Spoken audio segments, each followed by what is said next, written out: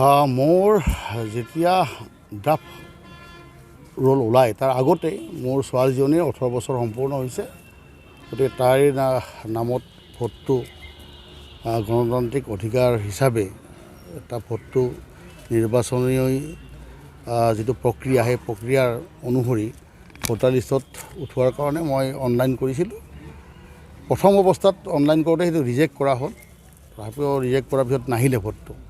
পুনৰবাৰ মই 6 number form fill up কৰি অনলাইন কৰিলোঁ। কৰাৰ পিছত এতিয়া আজি হিয়াৰিঙত পাতিছিলে ছোৱালীজনীৰ।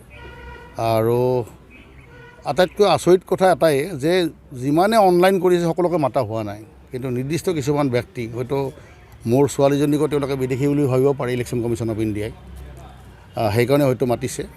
আৰু আপোনালোকে বৰখেৰিত গমেই পাইছে, মই আহিছোঁ চৰকাৰী যিটো নিয়ম সেইমতে মই আজি হিয়াৰিং দিছোঁ। ছোৱালীজনী আহিব নোৱাৰে, তাই মেডিকেল পঢ়ি আছে। গতিকে এতিয়া বৰক্ষেত্ৰী সমষ্টিত এনেকুৱা হৈছে যে যিকোনো প্ৰকাৰে কংগ্ৰেছী সমৰ্থকৰ পৰিয়ালৰ ভোটটো কাটিব লাগে, কাটি ইয়াতে বিজেপিক জিকোৱাৰ ব্যৱস্থা কৰিব লাগে। সেইটোৱে চলি আছে। ইয়াত কোনো আইন নিয়মৰ কোনো কথা নাই। 7 নম্বৰ ফৰ্ম যধে মধে দিছে। এজন ব্যক্তিয়ে এজনৰ নামত দিব পাৰে, কিন্তু ইয়াত 200-500 মানুহক তেওঁলোকে কমপ্লেইন দি পেলাই এইবিলাক হাৰাশাস্তি কৰিছে, সকলো ভাৰতীয় নাগৰিক। আজি সেইটোৱে চলি আছে ইয়াতে। গতিকে মই বেয়া পোৱা নাই ইলেকশ্যন কমিশ্যনক, মই তেওঁলোকৰ আদেশ মানিছোঁ, মই হিয়াৰিং দিছোঁ। খালি মই এটা কথাই ক'ম, মই সুধিছোঁ বিষয়াজনক, কৈছোঁ যদি আৰু কিবা বেলেগ প্ৰমাণ লাগে, যদি আপোনালোকে কিবা DNA টেষ্টো কৰিব লাগে, মই ৰাজু আছোঁ, হয়তো DNA টেষ্টো কৰিব লাগিব হ'ব পাৰে। কাৰণ মোৰ ছোৱালীজনী তাই হয়নে নহয় সেইটোও কথা আহিব। যদি প্ৰয়োজন সাপেক্ষে যদি ইলেকশ্যন কমিশ্যনৰ DNA টেষ্ট কৰিবলগীয়া হয়, মই তাতেও ৰাজি আছোঁ। কি কাৰণ দৰ্শাই তেওঁলোকে জাননী প্ৰেৰণ কৰা বুলি?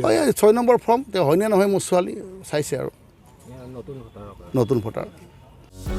যিকোনো খবৰৰ বাবে যোগাযোগ কৰক আমাৰ এই নম্বৰত 9181 307 2221।